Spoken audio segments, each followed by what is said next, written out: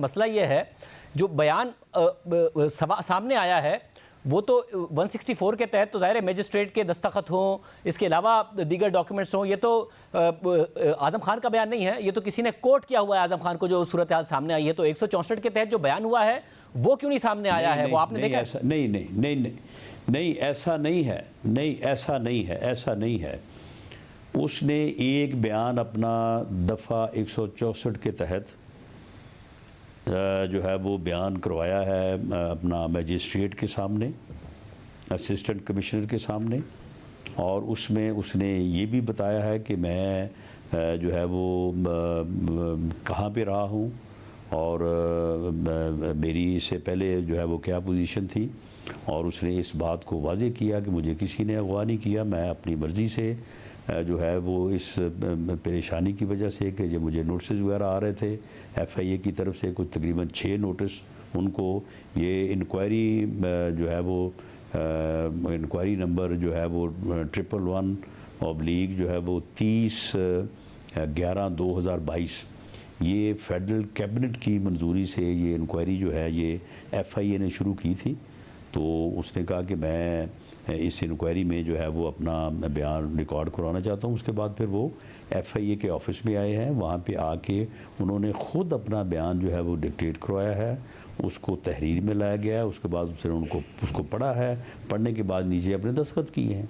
और ये FIA में भी तो खैर 161 का बयान उन्होंने कल ही रिकॉर्ड कराया जा सकता, 161 का जारी नहीं किया जा सकता, और ना ही वो किसी से जो है वो मजिस्ट्रेट साहब की परमिशन या अथोराइजेशन के बगैर शेयर हो सकता है। लेकिन जो FIA को उन्होंने दफ़ा 161 का बयान करवाया है, वो बयान तो बिल्कुल वही बयान है जो उन्होंने दफ़ा 164 में करवाया, वही उन्होंने दफ़ा 161 में करवाया। और ये वही है जिसके मंदरजात सामने आए हैं। ये FIA का 161 वाला बयान है जिसको कोट किया हुआ है कि जी ये वो बता के गए हैं जी, और ये कल ही हुआ है। ये कल ही हुआ है। वो ख़ुद जो है वो कल गए हैं, उसके बाद कोई 3 बजे के करीब जो है वो गए हैं FIA के ऑफिस में।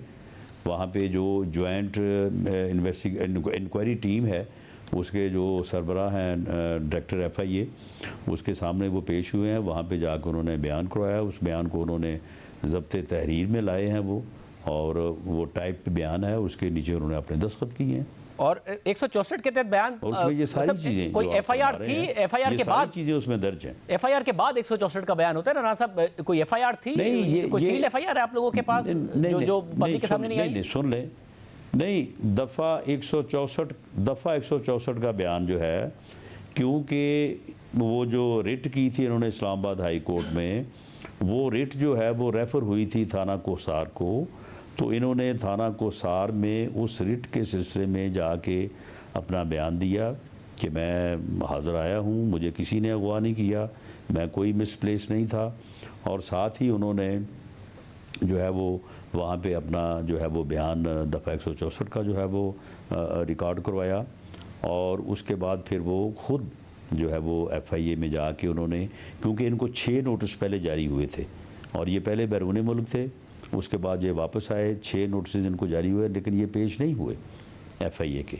ये इंक्वायरी नंबर जो है वो 111 है, और ये 30/11/2022 को फेडरल कैबिनेट की अथोराइजेशन से या डायरेक्शन से जो है ये FIA ने रजिस्टर्ड की थी। तो इंक्वायरी में जो है वो बयान जो है वो इल्ज़ाम अलह का जिसके ऊपर भी बयान हो सकता है, दफ़ा 164 का भी हो सकता है, एक शख्स 161 का भी हो सकता है। एक शख्स 1 महीने से ज़्यादा गायब है, अहले खाना को भी पता नहीं है। अहले खाना पुलिस स्टेशन भी जाते हैं, अहले खाना अदालत भी जाते हैं, उसके बाद वो शख्स अचानक सामने आता है। सामने आने के बाद पहले मजिस्ट्रेट के सामने बयान रिकॉर्ड करता है, अपनी ही जो FIR है अपनी गुमशुदगी की वो मनसूख कराता है, फिर FIA के पास जाता है 3 बजे। फिर इस वक्त आपकी तरफ से कहा गया कि वो अपने घर में मौजूद है। अब हम अहले खाना से रब्ता कर रहे हैं, जो पहले कहते थे कि वो गुमशुदा है और हमसे राब्ते में नहीं है, अब वो जवाब कोई नहीं दे रहे हैं। राना साहब, इसको जो इसाक डार का हुदैबिया पेपर मिल्स में 164 का बयान था, परवेज़ मुशर्रफ की हुकूमत में, उसी तरीके से याद रखा जाएगा या कुछ अलग होगा इसका मुस्तकबिल?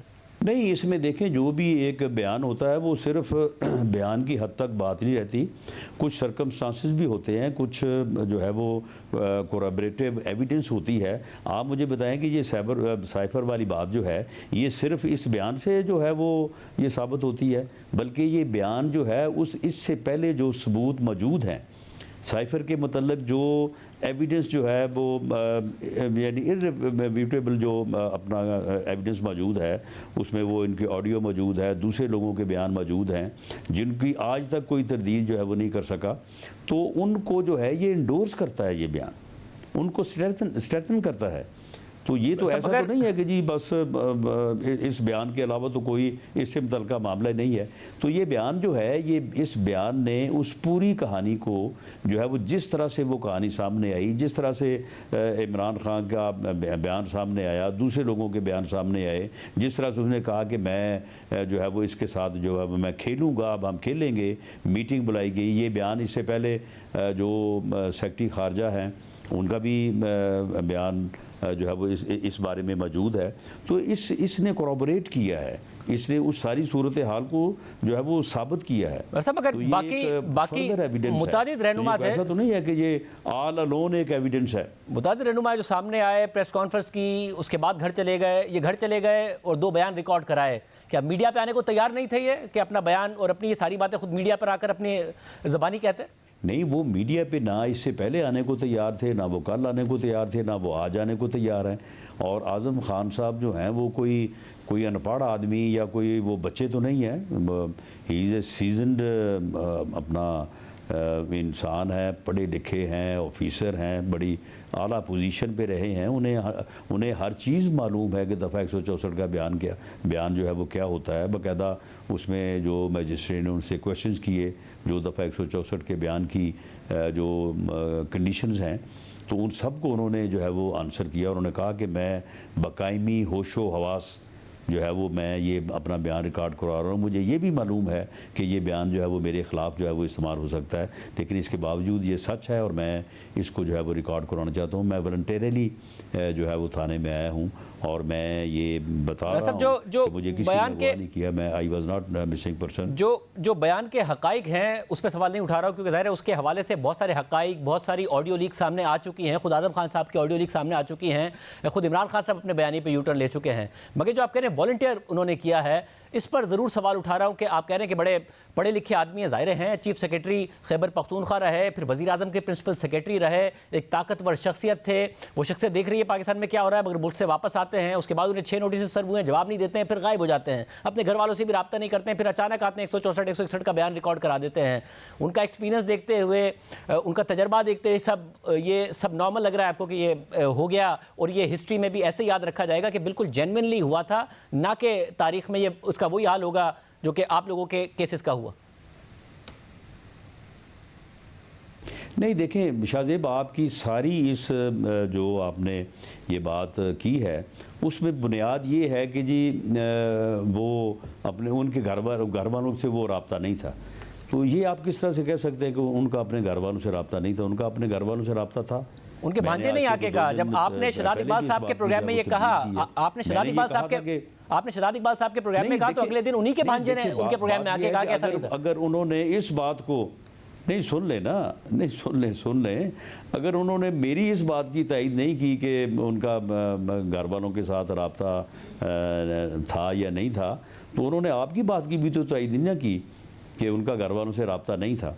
सब बोलेंगे तो पता चलेगा ना। वो तो 164 161 का बयान देकर खामोश हो गए, अचानक घर वाले भी खामोश हो गए हैं। नहीं, मामला ये है कि इस बारे में शाह महमूद कुरैशी साहब जो हैं वो इस बयान की रोशनी में और उससे पहले जो एविडेंस अवेलेबल है उसकी रोशनी में पूरी तरह से इस मामले में मुलव्वस हैं। इमरान खान साहब तो खैर मुलव्वस हैं ही हैं।